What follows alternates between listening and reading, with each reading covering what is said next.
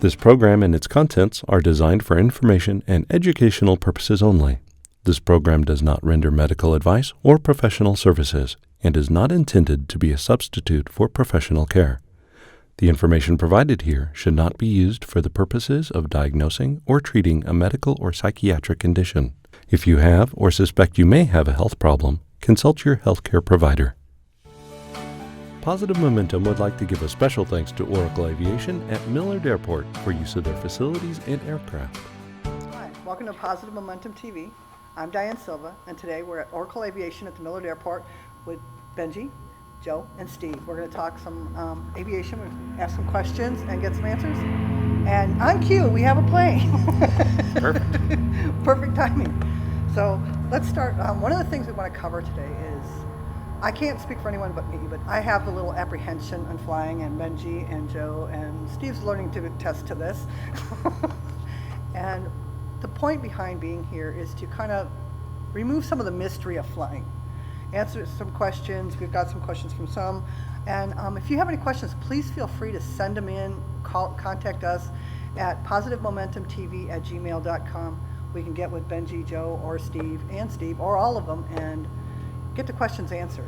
So we're going to start with some questions from, well, let me rephrase that. Let's start with an introduction. Okay. Each one of you, what your role in aviation is, maybe a history, if you could. Absolutely. Benji Cunningham. I'm a certified flight instructor. I've been instructing in general aviation for 4 years now.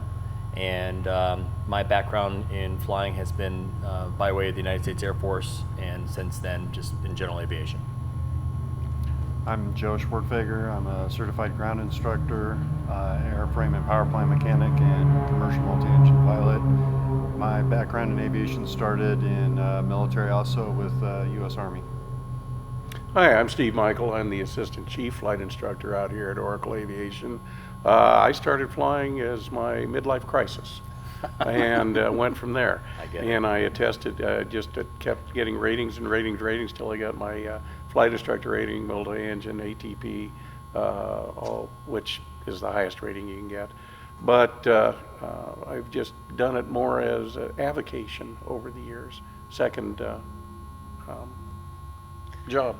So when you say ATP, could you explain what That's- some of this is? I'm sorry, some of us. Pilot, there are different levels of pilot licenses that you can get, starting with the lowest, which is a light sport, things like you can do things like powered parachutes, things like that. The next most common one probably would be the private pilot. I think everybody's heard of that, where you can fly for yourself, you can carry passengers, you can fly at night, anywhere that you want to go. Next one up is commercial, which means that you can get paid for flying, which is very nice under certain situations. Right. And the highest of the bunch is ATP, or airline transport pilot rating, which you have to act as a crew member now, pilot crew member on an airline. Okay. So when you're talking airline, for those, it's like our big, Yeah, we're going to like Dallas or. Yeah, where you buy the Denver. ticket, get on the plane, and go. Right, okay. Yeah. Okay, perfect. All right, and I had a friend who asked me the question about these powered parachutes, and you just mentioned it. So it's a sport license. They can't just go buy a powered parachute and just go up. If it's below a certain weight, yes, they can. Oh, It has to be below, don't quote me, but something like 250 pounds. that's not with the person in it. Yeah, or that's is that with right? a person in it. That's but- with a person in it. Yeah, that's with a person. Oh, that's interesting to But know. anything above that is 250. I'm trying to remember. It's been forever since I've read that. Yeah, back. I just had a sport parachutist out Oh, as wow. a student, and he mentioned that. But it's kind of hard to get anything that's that light. Anything more than that, yes, you have to have a pilot's license to do. So those little parachute guys who are floating around, flying around in the fields and whatever over the water and stuff, chances are they have a sport license? It's more than Chances likely. More than likely, yeah. Okay, cool. All right, well, let's get to the questions that are burning people's minds, Okay. because we've had a lot of aviation instances in the news lately. Sure. And we're going to start off with, there's the two different Air Asia issues. One where the plane just vanished. They still haven't found it. And there was I read somewhere that one of the pilots that was tracking this said, okay, what the pilot had done is really turned toward the next place to land. And maybe something happened in the cockpit, but they were on autopilot. Can you kind of, take that one as well as the new AirAsia and kind of just help us understand what happened, how it could be avoided, and why we shouldn't worry about our next flight? Sure. And let me preface Okay. the incidents that have happened, and there have been some more recent ones in both general aviation and in the airlines. Right. Let me preface it about the safety of aviation. Okay. Aviation still, to this day, is the safest form of travel. With that being said, I just wanted to put that as disclosure. The most recent one, the Malaysian flight that was that they actually found Right. the wreckage, that is still under investigation. And then the other one that just disappeared, they still haven't found it, so we don't know. Right. Is the straight up honest answer, sadly. What they were hearing on the radio is that they ran into some specific weather, and we're talking about the most recent one. They ran into some weather issues. The pilots asked to deviate, and it looks as if they weren't able to and didn't deviate. Okay. So that's my impression and thoughts on it. That's about the same for me. Everything I've seen is they were heading into some really nasty stuff, needed to go around it, but were unable to. Yeah. The thing to remember about speculating at this stage in the game is it is just that, it's speculation. And it's easy to do. If you watch CNN coverage of this latest one, it was some of the dumbest, stupidest questions out of the anchors. Well, do you think maybe they stalled and went in? They could just quit flying, whatever. Anyway, they were dumb questions. It could have been handled a lot better. But the point is, even people who are experts in aviation don't know yet. And it's easy to speculate. It's easy to say, well, he could have done this, or maybe they should have done this, or whatever. And it could be turn out to be true, but we don't know yet. Right. So with the speculations, and I'll speak for me, people with anxiety or, Yeah. or extra fear, extra apprehension in flying, we're going to go to the worst case scenario. And when I get buy my ticket or get ready to go on that plane, I'm going, okay, I don't want to be that. I don't want this to happen. So how can we educate ourselves, or can you educate us to at least help us on the logical side? You can't help on the emotional side. That's something we have to do. But on the logical side, on the aviation side, how can we gain our confidence back? What would you say, Joe? Well, I'd say the first thing is I try and draw a parallel. For someone who's not a pilot, I draw a parallel with driving, because just about everyone in this country is driven or drives in a car. We have an atrocious and absolutely, if you looked at the actual numbers, I don't think anyone who was anxious about traveling would ever set foot in an automobile in this country. Okay. The record is absolutely horrendous. We lose more people to automobile accidents a year than we have in several of the previous wars. You compare that to aviation, and it's not even a speck on the radar. So that's why we're able to say it is the safest way to travel. Above and beyond just the straight fact numbers, you've got people flying their aircraft that are trained, they're continually training, they've spent a large portion of their financial resources or future financial resources, a large portion of their education career learning to fly that airplane. They've also got families, they want to get home. Okay. The company that's paying them to fly those aircrafts, they want the plane to get there because, well, if they can't use the plane anymore, they can't use it to make any more money. So you look at all of that combined, and as far as just the logical, Right. it makes absolute perfect sense, at least on paper, on why aviation is the safest and most, I think it's the most fun, but it's the safest and most controllable way to fly. I mean, or to go to where you're going. I mean, I guess it really boils down to, are the numbers really gonna matter when you're going through being anxious? Probably not. Steve, but it may what help. perhaps to put it into a little bit of perspective, if you flew on an airline every day for 8 hours, of the week, you'd have to fly for something like 130 years before you were involved in any kind of accident or incident, much less a fatal one. Okay. So if, I got no problems getting on an airline and going places, and literally betting my life I'll get there safely because it's a pretty dang safe bet. Right.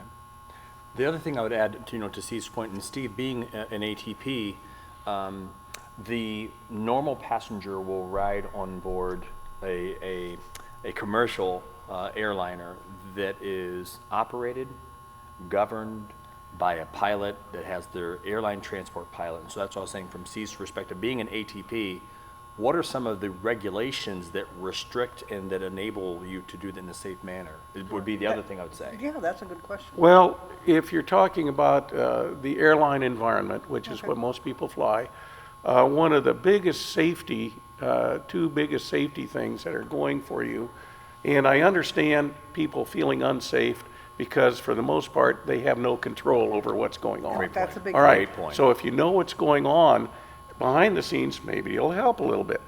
There are two main things here. One, you have multiple crew. You have two guys up front making decisions together. And that was crew resource management, or cockpit resource management, was a big program that started in the mid-70s to 80s that has really come along and spread to industrial, has spread to medicine, where people collaborate in decision making, so one guy playing God isn't going to screw things up. Has a big advantage to staying out of trouble. The other thing is these crews are operating under a set of op specs, it's called, operation specifications, where if this is what happens, this is how they handle it. So some of the hot dogging or free will thinking, or what do I do now, is not in the picture. If we have ice on the wings and we're sitting at the gate, this is what we have to do. This is how long we have to wait before we can take off or de-ice again, and so on. So a lot of the planning and decision making is taking not out of the hands of the crew, but is standardized, and a lot of the, oh my God, what am I going to do, or what should I do now, is already decided before the flight ever takes off. And this goes to dispatchers who plan the weather, the maintenance people, the flight crew, including the cabin crew. So there's a whole lot of people involved in this. Yeah. The other thing I would like to speak on, and Steve, those guys put some fantastic points out there, is the average person, the average passenger. You need to understand, first of all, there's a lot of science that goes into why the airplane flies the way that it flies, and that science has been tried and true for decades. That is one point. The other point to keep in mind is the maintenance that goes on, regular maintenance, to know that, hey, this aircraft has been maintained to the highest specifications, to the highest quality, that when the pilots and passengers step into that aircraft, you can have the high confidence that it's going to operate this way this is supposed to operate. You've got these op specs as far as the air crew, so if everyone is doing their job, that's why you don't hear the high percentage of incidents, number one, and number two, when you do, the reason why sometimes you do hear of them is because it's that rare. Right. Okay. So it becomes a media circus, basically, and I apologize for media, but it does. And not to bash the media, but I mean, again, why do I watch one channel over the other? Because this one channel just wants to really sensationalize with basically, unfortunately, ignorant comments or ignorant questions. And I'm just saying ignorance because they just don't know or have the perspective. And they don't know to ask the questions. So, I want to watch that one because they really ask the hard questions. Well, actually, the hard questions, those are kind of ignorant questions for those that you really don't know. You're just scaring people. That's all you're doing. Right, and that's what we're trying to do here is to get away from the fear. Get away from that, exactly. We're trying to kind of minimize the fear mongering. Yes, we're still going to have to deal with the emotional component, which is where I want to kind of go with this. Is okay, you guys have a passion for aviation. However, everybody has something that frightens them. So, just to be able to twist it a little bit, what do you do, and how do you overcome some of your fears? If you were afraid of something or have something that kind of, you're so apprehensive you may or may not do it, how would you manage it? Well, directly related to aviation, when I was a private pilot candidate, going through learning how to fly the plane. I was coming up on where I would be flying without the instructor, or solo as it's Right. called, and practicing the maneuvers to pass my test coming up. I knew that there was a possibility that if I did the wrong thing, I could put the plane into what's called a spin. Right. I had never been in one. I'd never recovered from one. All I had ever seen is anything about it was in textbooks. I've read about it. So up here, logically, oh, it's no big deal. You do this, this, and this, and you will be fine. But in here, Right. I didn't know if I could do it. Right. So for me to get over that fear and that anxiety of, well, what if that happens? Will I actually react properly? I went up with my instructor and I said, we need to do these. I know it's not part of the curriculum, but I need to know that I'm going to do the right thing. Okay. And we went and did it. I was fine. Everything was peachy. I mean, Yeah, I think what Joe alluded to here is right, as you go do things and stretch what we call stretch the envelope in a safe way. Right. Okay. One Right. that you can back out of and with a safety net. Yeah. Okay. The other thing is to know what's going on maybe with some of the buzzwords in aviation, like stall, Right. spin. We stall airplanes all the time Right. and do so safely. We spin airplanes all the time and do so safely. So these are not necessarily kill you items. Oh my God, the airplane stalled. That means everybody's going to die. No. Yeah. I've stalled an airplane thousands of times, and it's kind of fun. But you got to, if you understand what's going on behind it, yeah, then you won't be frightened of it. So if you can learn something maybe about some of the aerodynamics that Benji alluded to, what's going on? What do we mean when an airplane stalls? It's a completely different thing than what most people think, and I think will alleviate some of your fears. For example, if we lose an engine, all the engines on our airplane, what's going to happen? It turns into a glider. And people have been gliding airplanes for hundreds of years. It's not a very efficient glider, but it's a glider, just as Sully Sullenberger. Yes. Yeah. Okay? And the Captain Sully is the one who landed the plane on the Plane in the Hudson. Hudson River. Absolutely. Yeah, And there's after. certain knowledge that he had, and you know, your question is really profound. Question is, what do you do as far as certain fears? Right. I have a fear of heights. I'm afraid of heights. Definitely afraid of heights. There's something about it. And that's ironic being a pilot. It's ironic, and you go back, and there's a few things that are in common. I have a fear of failure. I, as a pilot, was afraid of spins. All three of those fears and I have a fear of snakes, and I haven't overcome that one yet. So I We understand. put some on your plane next time. Snakes on the plane. Watch the movie. No, don't. don't. Please don't. But the three things: fear of heights, fear of spins, fear of failure. One of the areas, how did I handle it? You gotta face your fears, just like positive momentum is doing, and that's why I'm so much attracted to you. Is that you have an anxiety and a fear of aviation, and what did you do? You faced it. You got with people that you trusted, and kind of did it in baby steps. Well, first of all, in a lot of things in life that I've failed with, and you have no choice but to face it, and learn from it, and put people around you that you trust to help guide you through that. That wasn't so bad, right? And and we can attest to the fact that there are times we have great success in the baby steps, and then there's times it's like, I can't do this. And it's okay. Yes, it is. It's very okay. And as a matter of fact, it wasn't the last flight, but the second to the last flight. We approached our threshold of anxiety. It is what it is. We turn around, we come back. Now, in a commercial setting, that's probably not going to happen. No. And if it does, it's okay. You face it and you move on, That's and you right. learn from it. So that's what I would say. Is this, you got to face your fears, one way or the other. Yeah, But you don't have to face them alone. You don't have to do it alone. and that's a big part of this too, is being able to help us understand that it's okay to ask questions. It's okay to lean on other people. It's okay. You know, everybody's afraid of something. Fear is natural, it's normal, it's there so we don't walk in front of a bus, or we don't stick our finger in a light socket, or we don't go play with that snake that's rattling its tail. Yeah. Okay. You know, I would be completely remiss if I did not say this as far as what guides me through my fears. My faith is heavy in the way that my fears that I have are exactly the fears that you have. It's the same emotional component. Right. You know, and when I first started learning how to fly, you're flying around, it's like boom, boom, boom. Okay, that was turbulence. What was that? You know, you have to just guide through that, and just like we said, you face them, you experience them, you desensitize. One of the tools I think, which is my ultimate tool, is my faith. So,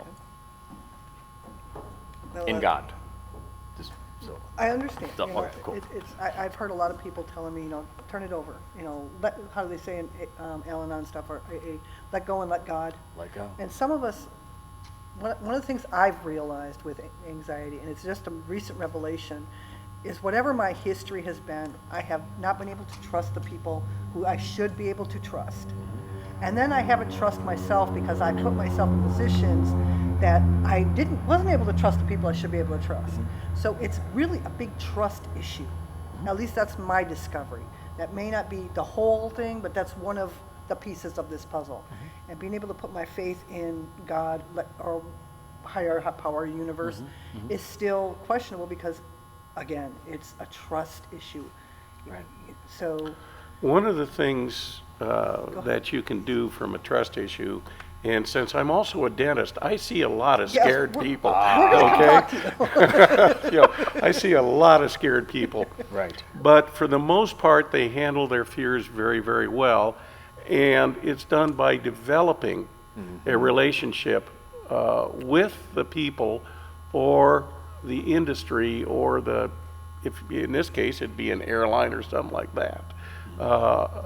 And developing some experience in dealing with that and working through their fears as much as everything else.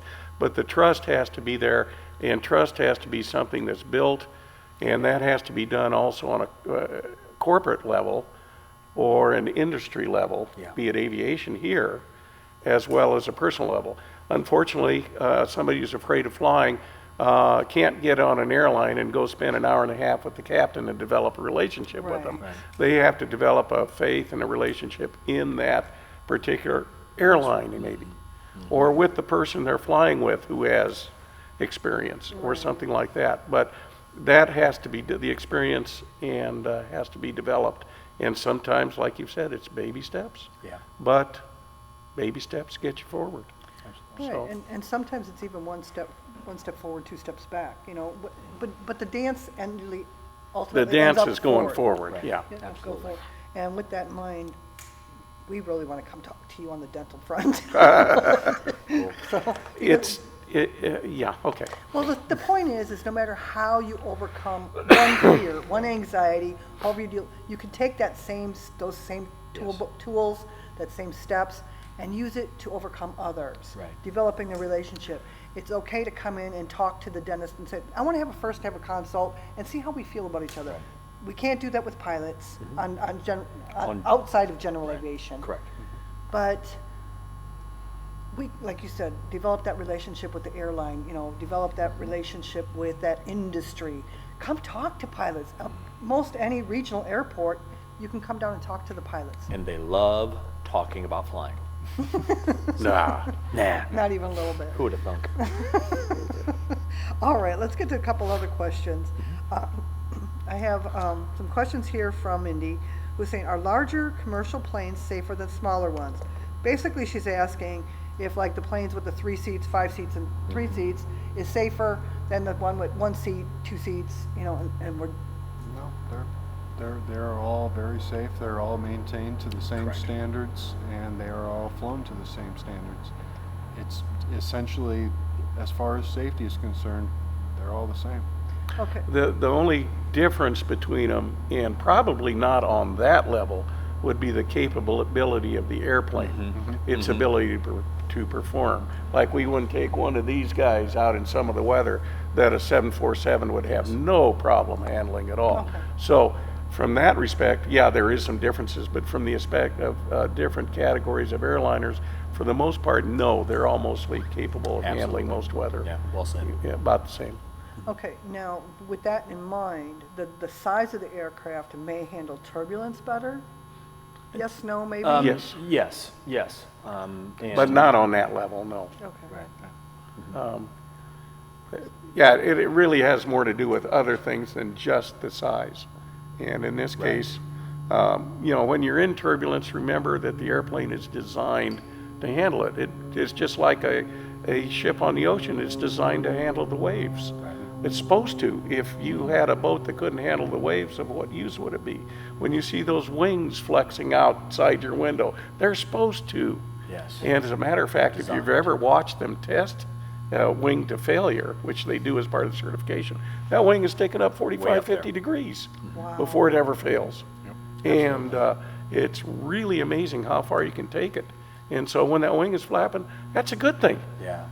It relieves some of the stresses. So things Exactly. like that, turbulence, pretend you're on the ocean. It may not be pleasant, Right. but it's not in and of itself dangerous. Absolutely. Unless you're not in your seat with the seatbelt on and you hit your head on something. Exactly. All All planes fly the same. They Okay. fly the same. It's the same science. It's the same design. Certain makes. If you're driving over a rocky road, maybe the minivan may handle the bumpy road a little different than a Lamborghini Or his car. or his car, right? So, so from a It's pretty from a stiff. safety to answer your question, no, there's no difference. But there is differences in design on how and what you hear, feel in aircraft. But safety-wise, same. We're on the same table. Yeah. And I think by the time you're talking regional airlines, major airlines, then you're dealing with a type of aircraft that is much more capable than Yeah. we see in Oh, yeah. some of general aviation anyway. Cool. Well, thank you. Positive Momentum would like to give a special thanks to Oracle Aviation at Millard Airport for use of their facilities and aircraft.